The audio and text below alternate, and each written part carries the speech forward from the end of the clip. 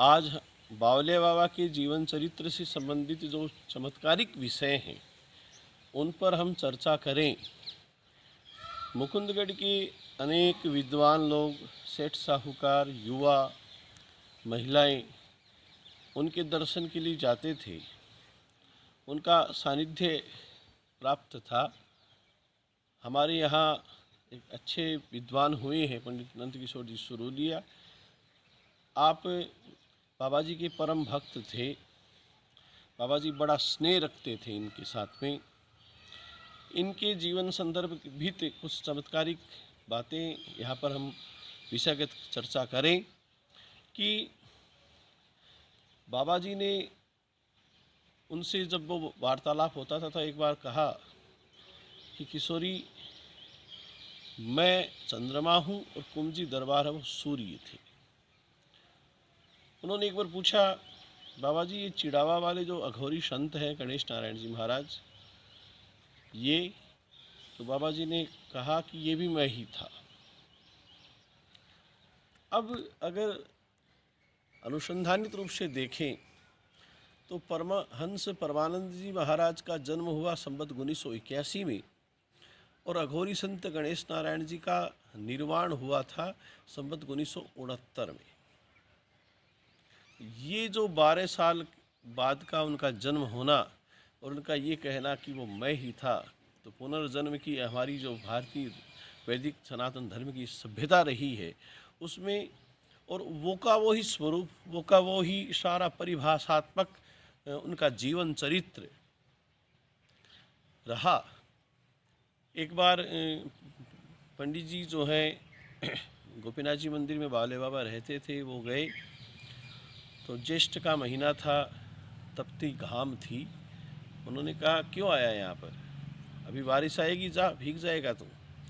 उन्होंने कहा महाराज इतनी भयंकर गर्मी है, कहीं पर बादल का एक मारवाड़ी में जिसको बोलते हैं चूखा भी नहीं है, वो भी अगर नहीं दिखाई दे तो फिर बारिश। लेकिन उन्होंने कहा कि मैं उनके कहने के साथ ही पलटा, गोपीनाथ जी से नीचे उतरा और मेरे घर तक नहीं पहुंचा तभी तक मूसलाधार बारिश हुई। बाबा जो है वो वचन सिद्ध थे। एक बार वो बाबा के पास में गए। बाबा जी ने उन्हें 2 रोटी थी, उनमें वो कोई 10 दिन पुरानी रोटी, और उन पर इन 10 दिनों में कोई कढ़ी लेके आया, वो गिरा रखी थी। कोई छाछ लेके आया, वो गिरा दी। कोई दही लेके आया, वो गिरा दिया। तो एक ऐसा सम्मिश्रण उन्होंने बना रखा था। और फिर उन्होंने कहा कि ले किशोरी इसको खा ले। उन्होंने कहा कि शुरू में तो मुझे थोड़ा ऐसा लगा कि मैं ये कैसे खा पाऊँगा, लेकिन बाबा जी के प्रति अगाध विश्वास और श्रद्धा थी। उन्होंने उसे अमृत मान करके खाया और उन्होंने कहा अपने श्रीमुख से ही कि मैंने आज तक ऐसे ऐसे स्वादिष्ट भोजन किए होंगे, लेकिन जैसा भोजन बाबा के हाथ की उस रोटी में मुझे आनंद मिला, और ऐसा सौम्य और अमृत तुल्य मधुरता के भाव का वह जो भोजन था, वो मैंने जीवन में कभी लभ्य नहीं समझा, वो मुझे प्राप्त हुआ। बाबा जी उन्हें राजा कह कर के संबोधित करते थे। आप जब पालिकाध्यक्ष थे तो उन पर अविश्वास प्रस्ताव लाया गया राजनीतिक दृष्टिकोण से। तो उन्होंने बाबा के पास में जाकर के कहा, बाबा कल मुझे हटा रहे हैं, अविश्वास प्रस्ताव आ रहा है। उन्होंने कहा कि जिसे मैंने बना दिया वो कैसे हट सकता है, तू राजा है और रहेगा। और कहते हैं कि वो राजनीतिक उथल पुथल के उस समय दौर में उनका वो अविश्वास प्रस्ताव है वो गिर गया था। तो ये बाबा की महती कृपा थी। ऐसे कुछ चमत्कार उन विद्वान के साथ में घटे। बाबा कर्म फल में कितना विश्वास करते थे। बाबा जी की अंगुली में एक बार इतना गहरा घाव हो गया कि उन्होंने कुछ अंगूठी धारण कर रखी थी उन अंगुलियों में।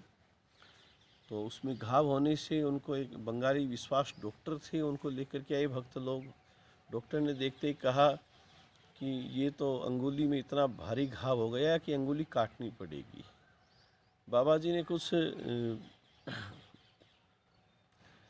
विचार व्यक्त करते हुए उस समय डॉक्टर से कहा कि मेरी अंगुली तो नहीं, लेकिन अपनी अंगुली का ध्यान रखना। कहते हैं कि उस डॉक्टर की वही अंगुली 6 महीने बाद में किसी कारणवश काटी गई, और उन्होंने अपने भक्तों से उस समय कहा था कि मुझे ये घाव का जो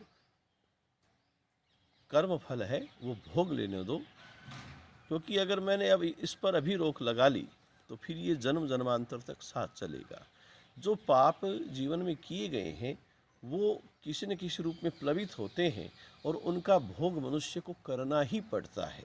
यह बाबा का इसमें एक सुंदर संदेश पूरे समाज के लिए, उनके अनुयायियों के लिए था।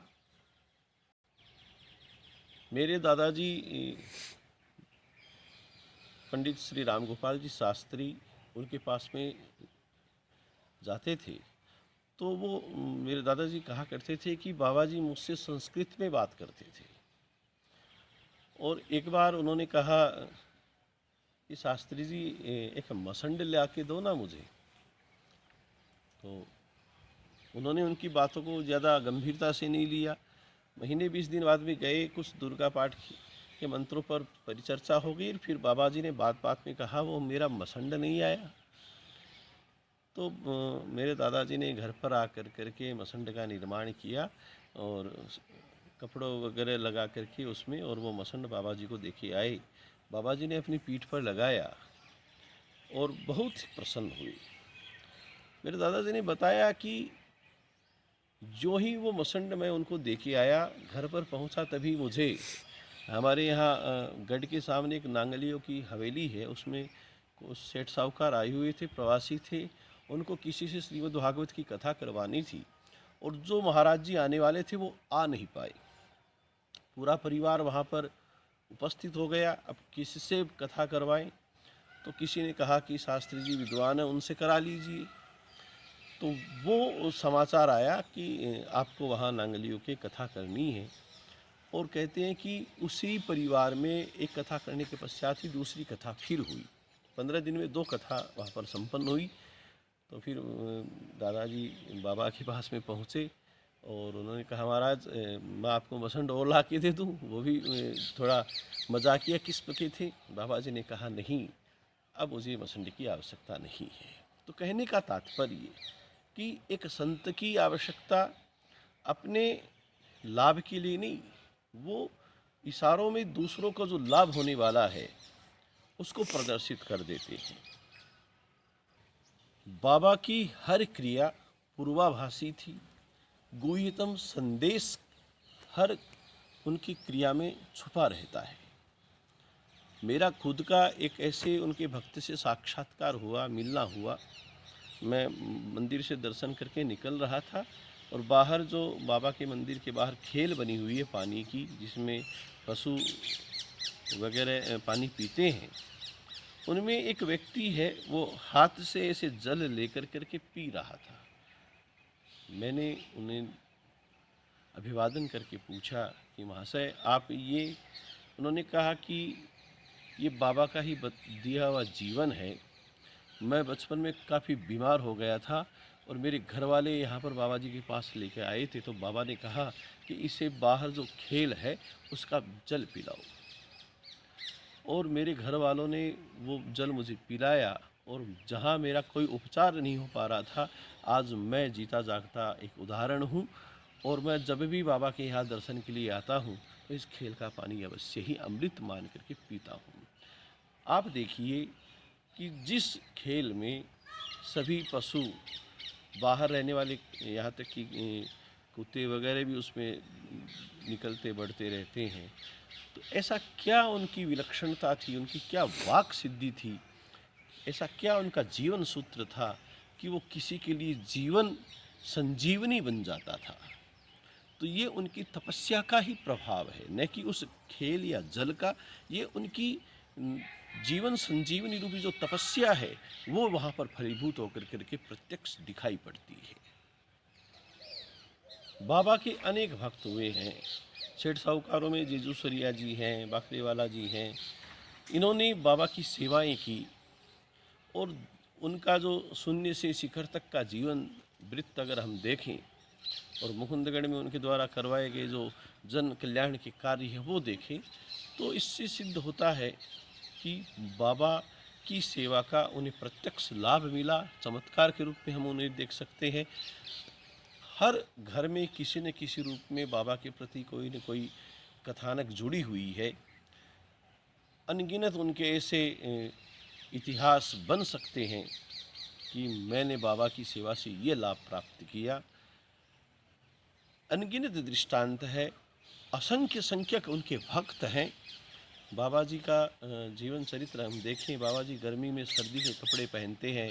बाबा सर्दी में जहाँ पर लोग कड़कड़ाती ठंड में कांपते रहते हैं, आप दिगंबर अवस्था में रहते, और जहाँ घाम है, प्रचंड गर्मी है, वहाँ पर आप सर्दी के वस्त्र पहन करके बाहर निकलते। तो वो निर्वैरी थे, निशांत थे, उनका कोमल हृदय था, दयालु उनका जीवन वृत्त था, स्वयं भक्त थे, परमहंस थे। परमहंस कौन है?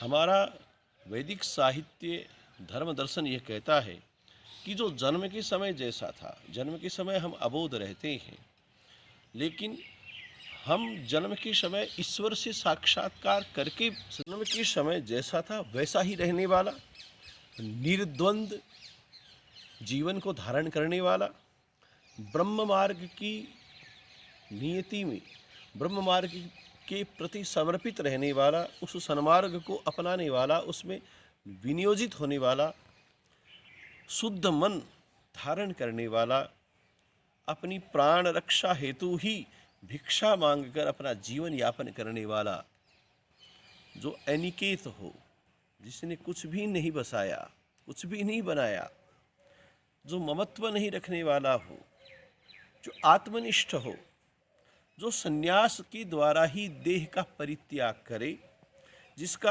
आचरण लोगों के समझ में नहीं आए, वो एक पहेली बना रहे कि ये है क्या, पागल के जैसा व्यवहार करे, और मन इंद्रियों को जीतकर जो उनको वश में कर ले, जो वाणी से सिद्ध हो, जिसकी वाणी में एक वेगता हो, जिसके मन का वेग, जिसके क्रोध का वेग, तृष्णा, उदर, उपस्थ, इन सब के वेगों को जो सहन करने में सक्षम बन जाए, वो ही परमहंस होता है। भागवत कहती है कि परमहंस जो है वो तीर्थ स्थलों से भी अधिक पवित्र है, पूजनीय है और सेवनीय है। सदा सेव्या, जैसे भागवती कथा है वो हर समय सेवन करनी चाहिए, वैसे ही संतों का, परमहंसों का जो जीवन सूत्र है वो भी आचरणीय है। हम लोगों के लिए एक प्रेरणादायक जीवन सूत्र बन करके जीवन की लाभता देने वाला परमहंस का जीवन सूत्र होता है। भगवान कहते हैं कि जो शांत होता है, नित्य आराध्य करने वाला होता है, समदर्शी होता है, संत जिसे कहते हैं, ऐसे संतों के पीछे पीछे मैं चलता हूँ, कारण कि उनके चरणों की जो धूली है उससे मैं पवित्र हो सकूँ।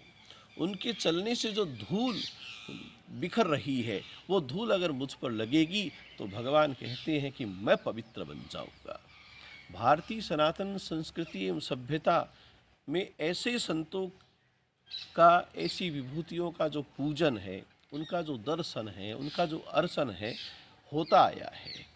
इनके प्रति श्रद्धा, इनके प्रति एक आदर का भाव, इनको नमन करना, इनके जीवन चरित्रों को मनन करना, एक सामाजिक संदेश का भाव इनके सूत्रों के द्वारा प्राप्त होकर करके इनकी एक आदर्शता सिद्ध होती है। इनका सिद्धांत जो है जीवन शैली में अगर अपना लिए जाए तो संसार का कल्याण होता है। तो इस तरीके से बावलिया बाबा का ये अगाध जीवन चरित्र है जो हमें एक प्रेरणा देता है। ज्येष्ठ शुक्ला तीज संवत 2040 वार सोमवार तारीख 13 जून 1983 को बाबा जी ने शिव पद प्राप्त किया। अपनी शक्ति और अपनी भक्ति के द्वारा उपार्जित जो तप बल है, उनके आधार पर इस पार्थिव देह को यहीं पर छोड़कर उनकी जो दिव्यात्मा है वो परमात्मा में विलीन हो गई।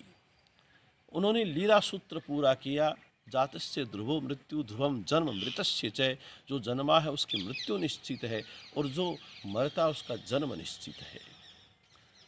ज्येष्ठ शुक्ला चतुर्थी 2040 की संवत और 14 जून 1983 को पूरे मुकुंदगढ़ में उनकी शोभा यात्रा निकाली गई और पार्थिव शोभा यात्रा के माध्यम से उसी नोहरे में जहाँ पर बाबा जी रहते आए थे, वेशवालों की नोहरे में जहाँ आज मंदिर बना हुआ है, वहाँ पर उनकी समाधि लगाई गई और हजारों लोग इस कार्य के साक्षी बने।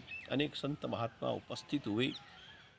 58 साल 9 महीने का उनका आयु परिभोग रहा और उसमें उन्होंने अपनी तपस्या के द्वारा, अपनी सेवा भावना के द्वारा, अपनी कर्मशीलता के द्वारा, पुरुषार्थ के द्वारा और शिव शक्ति के आशीर्वाद के द्वारा वो दिव्य पद प्राप्त किया कि उनकी दिगंत कीर्ति आज भी उनके वो मंदिर के रूप में एक साक्षी प्रमाण बनकर करके प्रस्तुत होती है, जहाँ हजारों लोग मत्था टेकते हैं, बाबा से मनौतियाँ मांगते हैं, उनके अनुयायी हैं, भक्त हैं।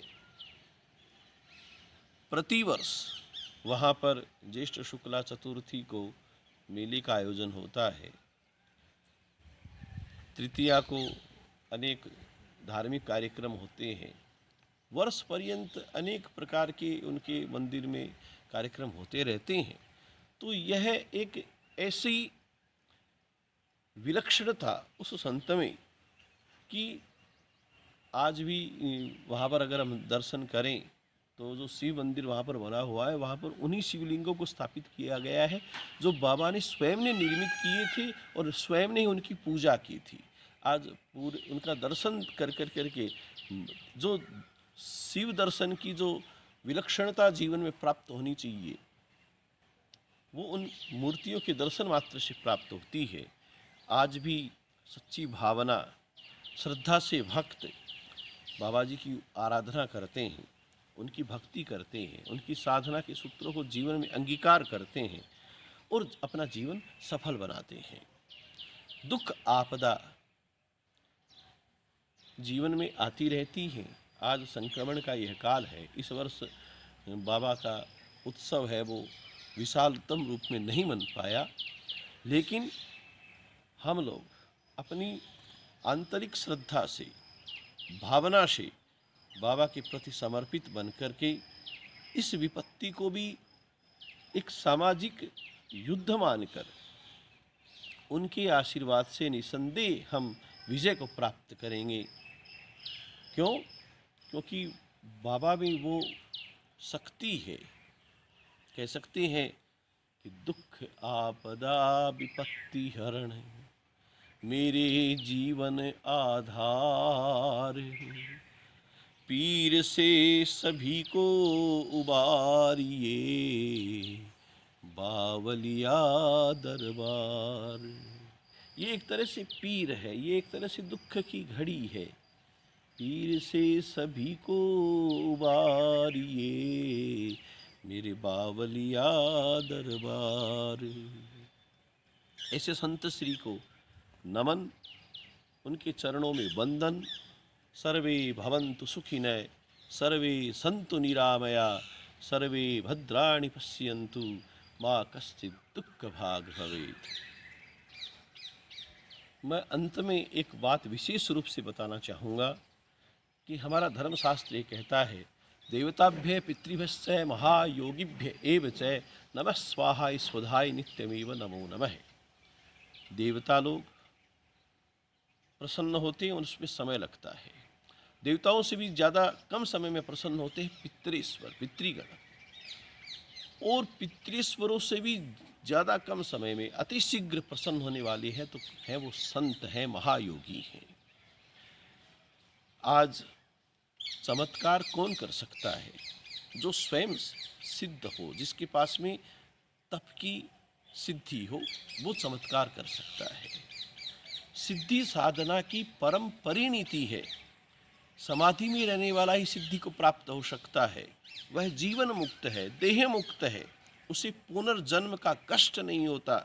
वह मुक्त आत्मा है, वो परमात्मा का सानिध्य प्राप्त कर चुका है। उसने अपने को जीवात्मा माना और परमात्मा की शरणागति गही है। इस कारण से वो महात्मा है। वह अमरत्व का सन्निधि है, साक्षी है। उसके पास में दैवीय ऊर्जा है। बाबा की जबान से निकली बातें झूठ नहीं होती। वो सिद्ध अवतारी थे। आज उन संत श्री के चरणों में पुनः नमन करते हुए आइए बाबा का कुछ कीर्तन करें। धारे बावलिया भक्तों के प्यारे बावलिया, शिव शक्ति धारे बावलिया भक्तों के प्यारे बावलिया, हनुमान दुलारे बावलिया त्रिभुवन उजियारे बावलिया, हनुमान दुलारे बावलिया त्रिभुवन उजियारे बावलिया, जप सांझ सवारे बावलिया हम तेरे सहारे बावलिया, जप सांझ सवारे बावलिया हम तेरे हवाले बावलिया, जय विपद विदारण बावलिया, जय करता कारण बावलिया, जय विपद विदारण बावलिया, जय करता कारण बावलिया।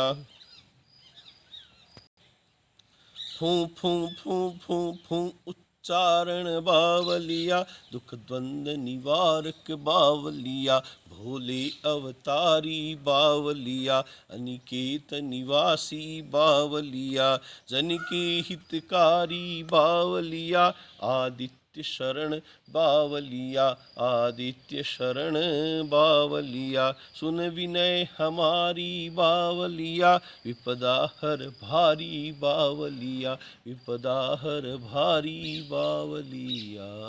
इस तरीके से बावले बाबा का ये जो जहाँ तक अपने पूर्वजों से, ग्रामवासियों से, बाबा के भक्तों से जो भी कुछ सुना समझा, वो जीवन वृत्त आप तक पहुंचाने का छोटा सा प्रयास किया है। मैंने एक बावलिया बाबा व्रत कथा और उसकी विधि है वो भी यहाँ पर निर्दिष्ट की है बाबा के आशीर्वाद से।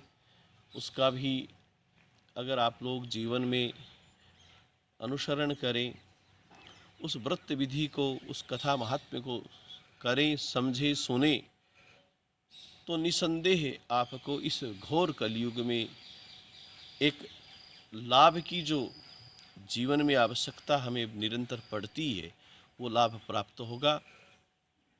उस व्रत विधि को भी हम बताने का अगले वीडियोज़ में प्रयास करेंगे। जय शंकर की।